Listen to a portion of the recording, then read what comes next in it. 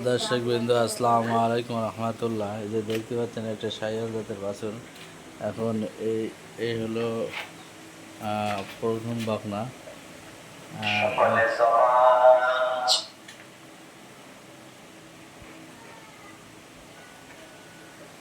এরপরে এই বাচ্চা একটা গরু দিয়ে ছোট খামার তৈরি করা সম্ভব। তারপরে এই যে দেখতে পাচ্ছেন দেশের মধ্যেই ক্রস ফ্রিজিয়ান জাতের গাভী 4 মাস প্রেগনেন্ট।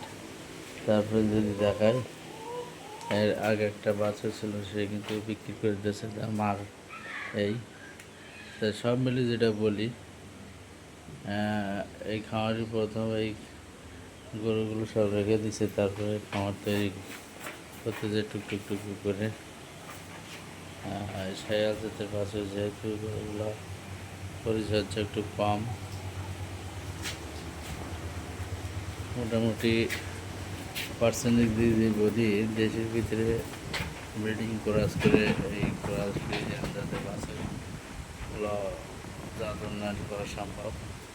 কারণ খামারি একে নিয়ে স্বপ্ন দেখতেছে যেগুলো জাত উন্নয়ন করা সম্ভব হয় কিনা। তো দেখেন প্রান্তিক খামার। ভিডিও লাগলে শেয়ার করবেন, ভালো লাগলে। আসসালামু আলাইকুম রহমতুল্লাহ।